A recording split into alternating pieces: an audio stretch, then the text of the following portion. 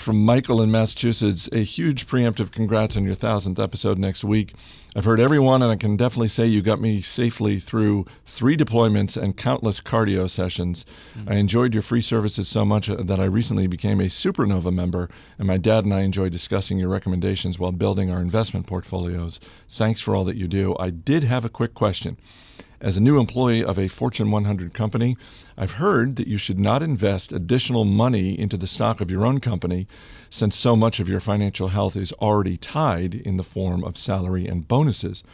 Is there any point at which you would condone shorting your company's stock as a hedge, and especially if you see the stock as frothy? I know you don't recommend shorting, but I'm still interested in your opinion. P.S. The new Wynn Boston Harbor Casino Hotel in Everett is less than 4 miles from the city of Boston. Come on, Chris. He's right. He is right to call me out because I got that wrong last week when Bill Barker and I were talking about that. In my mind, Everett was much further to the northwest of Boston. In fact, it's just across the harbor. All right. Jeff Fisher, you're someone who actually, on occasion, has been known to recommend shorting a stock. Yes, JP too. We short stocks in Motley Fool Pro pretty much regularly. To Michael's question, shorting your own company stock, which when I first read it, I thought one of the first thoughts that went through my head was, well, you can't do that if you're an officer of the company. That's illegal. But then I checked with actual lawyers who work here at the company, and they reminded me that, no, that's not illegal. But, of course, if you're an officer of the company, it does show up on public filings, which would look pretty... I love that. That would look pretty bad. Worse than selling, you're shorting your right. own company. The chief operating officer of such and such a company in the quarterly filings. Oh, yeah, I'm shorting 500,000 shares. The CFO shorting shares. Yeah. Well, to Michael, thank you. 3 deployments. That's outstanding. Yes. Thank you for that. Goes without saying almost, but thank you. As for the question, it smacks a little bit of speculation to me. If you're shorting because the stock looks frothy, because so many stocks look frothy for so long, whether it's Amazon or Starbucks, speaking of froth, or... Nice. I had to get one bad pun in there. And so you don't know what the stock is going to do next, of course. And shorting when it runs against you is increasingly painful. You know, when you make a mistake buying a stock, of course, it becomes less painful the more it falls. You're losing less and less.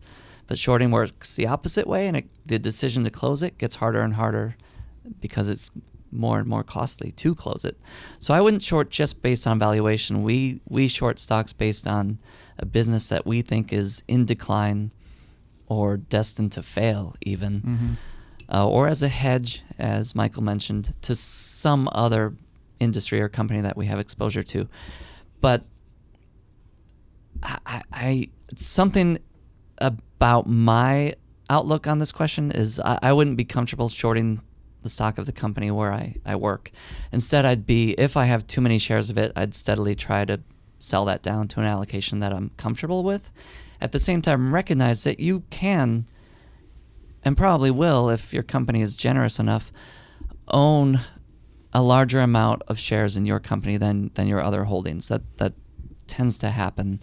And so if it is a larger part of your portfolio, that can be okay. You know the company very well, and manage it accordingly. I was just going to say, this is actually gives me a perfect opportunity to put to use all of the years I spent studying for the CFA, right? So technically what this is called, it's actually has a name. It's called like a short sale against the box. And I know Against the box? Against the box. Okay. It's another name. I'm sure there's a story behind it. No clue where it came from. I know in the 90s it was a way that was commonly used to kind of hedge out a position and earn the risk-free rate without having to have tax implications. Say you had restricted shares, but you already had a huge percentage of your wealth tied up in that, and you couldn't sell them right away. You could set that up, kind of hedge out that part of the portfolio, and then sell it whenever need be. But I would say, I know there were changes, so you need to consult with a tax expert, because I think there are now tax implications where if you set this up, there's another name, I forget what it's called now offhand, but it may be taxed like as soon as you set it up, because it's essentially like selling the shares, right? So you definitely have to consult with a tax expert. But like Jeff said, it's doing it just solely based on kind of your gut feeling for the valuation may not be the best call, but you are thinking about it in the right way in terms of you now work for this company. You have basically your entire human capital, what you're going to expect to earn going forward, tied up in this company.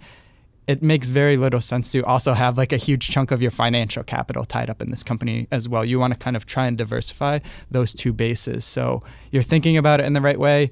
Maybe speak with a financial planner or a tax expert just to make sure you make the right decision for you. If for some reason maybe he got a huge grant, but those are restricted for a little while and he can't sell them. So yeah, and I failed to see the big advantage to shorting as opposed to just selling down some of your shares, because when you short, it'll just cancel out some of the shares you own. But you're still, it's kind of a net same thing.